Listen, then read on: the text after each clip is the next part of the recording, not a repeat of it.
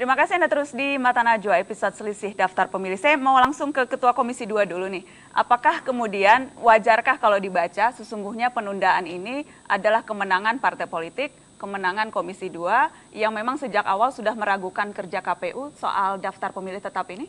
Kalau kami sangat yakin dan optimis KPU bekerja maksimal dalam mengerjakan seluruh tahapan pemilu.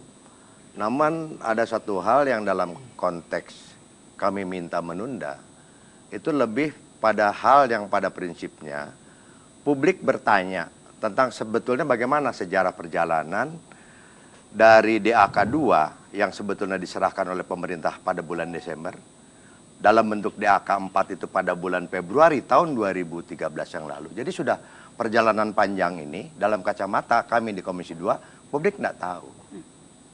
Lalu bekerja secara efektif, masif dari DP4 langsung menjadi DPS. Bisa dibuka di website, semua orang bisa mengakses. Akses itu diberikan Pak. Nah, proses perjalanan ini yang menurut hemat kami, publik tidak mengetahui. Sehingga bisa dianggap ini curiga ada ujuk-ujuk. Yang kedua... Ini Anda mengatasnamakan publik atau Anda juga curiga? Kami mengatasnamakan publik. Anda karena suara yang datang di opini media itu banyak hal yang sebetulnya dia salah. Problemnya tuh bukan di situ. Sehingga timbul kesimpangsiuran pemberitaan seperti tadi dalam rapat. Apa urusannya? Kaitan dengan DPT, DPS, tapi dia tidak mengerti dari proses DPS, lalu ada DPS HP. Siapa yang tidak mengerti, Pak Agun? Relatif bukan tidak mengerti, artinya partai politik itu beragam pemahaman pemikirannya.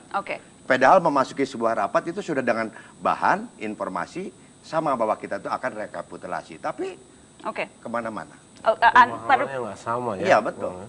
Pemahamannya berbeda satu sama lain. Tapi sejak awal kita melihat nuansanya memang pokoknya harus ditunda. Sejak awal itu bahkan sejak kemarin seolah-olah sudah disetting Bawaslu ingin menunda. Partai politik ingin menunda. Bahkan dari komite pemilih pun ingin menunda. Jadi ingin membuli KPU semua ini pokoknya harus ditunda apapun yang dikerjakan KPU. Kami tidak ingin membuli KPU ya kalau dari partai politik termasuk PDI Perjuangan. Cuma pengalaman empiris pada tahun 2009 menunjukkan kami juga harus waspada. Karena ada kecurangan yang sifatnya sangat sistematik. Saya pribadi dulu menyatakan pemilu 2009 itu terjadi penggunaan DPT sebagai alat pemenangan bagi rejim kekuasaan yang ingin bertahan. Dan itu sekarang kan terbukti. Dengan ada proyek IKTP yang begitu besar, di atas 6 triliun rupiah, ternyata kualifikasinya kan sangat jauh. Targetnya 180 juta, sekarang hanya 136 jutaan di situ. Itu sudah bermasalah. Mengapa ada masalah di situ? Apakah ini sengaja dibuat masalah? Itu faktor yang pertama. Faktor yang kedua juga dari upaya yang dilakukan KPU meskipun niatnya baik, yaitu adanya sistem informasi data pemilih. Ketika Sidalih itu kemudian justru dipakai dengan adanya surat edaran KPU pada tanggal 13 Oktober terakhir kemarin, yang kemudian meminta KPU daerah agar menetapkan DPT berdasarkan Sidalih, ini muncul suatu persoalan baru. Ini yang tadi dikritisi oleh Bawaslu. Bahwa ini bertentangan dengan mekanisme undang-undang. Harusnya penetapan DPT dari daerah, dari KPU daerah, muncul dari bawah.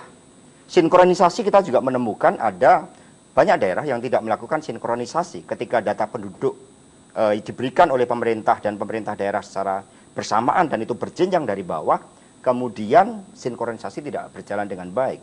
Sehingga ada persoalan yang sangat serius apalagi dengan berbagai macam perbedaan angka.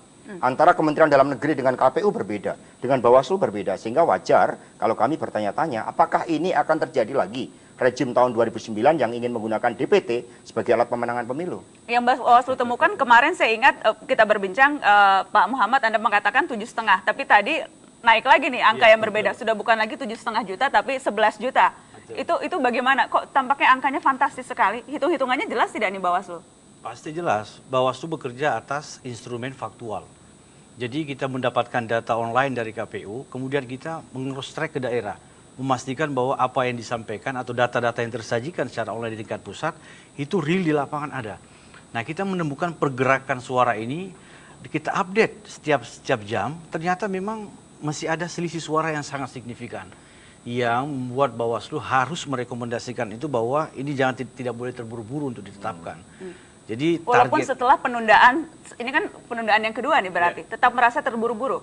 Kalaupun misalnya tadi KPU kekeh Ya, kalau kita berbicara data, maka Bawaslu mesti meyakinkan KPU bahwa kalau ini ditetapkan tadi sore, maka kita menyimpan bom waktu. Kita hanya mengejar target tahapan, tetapi sesungguhnya substansi masalah tidak terselesaikan. Oke. Nah, Bawaslu ingin memastikan bahwa kita pada posisi substansi problem pemilu kita terjawab, tetapi tahapan juga tidak dikorbankan seperti itu. Kita akan langsung ke KPU. Ada komisioner KPU di sana, Sigit Pamungkas. Selamat malam, Mas Sigit. Selamat malam, Mbak Najwa. Mas Sigit, ini kabar baik atau kabar buruk untuk KPU? Penundaan 2 minggu ini, Mas? Ya, ini kabar baik bagi kita semua karena penundaan ini kan dimaksudkan untuk meningkatkan kepercayaan publik terhadap DPT yang akan disahkan oleh KPU begitu. Harapannya bahwa kalau selama ini masih ragu dengan DPT yang akan ditetapkan oleh KPU, dengan adanya ruang waktu yang diberikan oleh Bawaslu, harapan kita kepercayaan publik kembali tetap tinggi terhadap KPU ketika nanti tiba saatnya untuk menetapkan DPT. Kalau KPU pada dasarnya sebenarnya relatif cukup yakin dengan data yang kita miliki, bahwa data itu relatif lebih bagus dibandingkan pemilu periode sebelumnya. Dan selain itu sebenarnya kita juga bisa menunjukkan bahwa data yang selama ini dianggap bermasalah itu relatif sangat kecil, yaitu di bawah 1% begitu. Kalau tadi Ketua Bawaslu bilang sampai 11 juta, itu kan berarti bukan di bawah 1% itu, Mas? Ya, kita bisa jelaskan begini.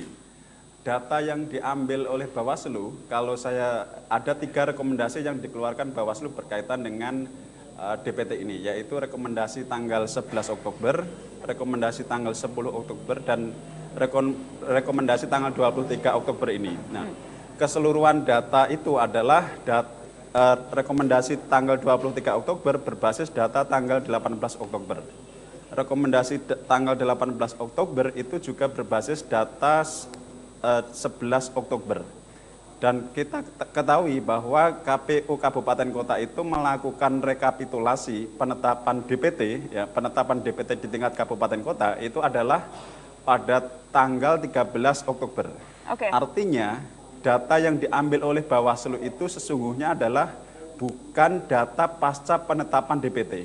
Jadi data lama nih ya, kita Bawaslunya. bisa katakan bahwa data itu tidak merepresentasikan kondisi pasca penetapan DPT pada tanggal 13 Oktober yang dilakukan oleh KPU Kabupaten Kota. Jadi kita tidak bisa mengatakan bahwa apa yang dipotret Bawaslu itu adalah kondisi pasca penetapan DPT oleh KPU Kabupaten Kota begitu. Jadi ini adalah kondisi sebelum penetapan DPT KPU Kabupaten Kota. Jadi dia tidak bisa menggambarkan DPT yang sesungguhnya. Oke, kita harus break lagi, nanti saya akan lanjutkan karena kalau perbedaan data ini menjadi sulit karena masing-masing akan berpegang pada data yang dirasa akurat dan kemudian kita yang akan menjadi bingung nanti. Setelah pariwara kita akan lanjutkan perbincangan ini.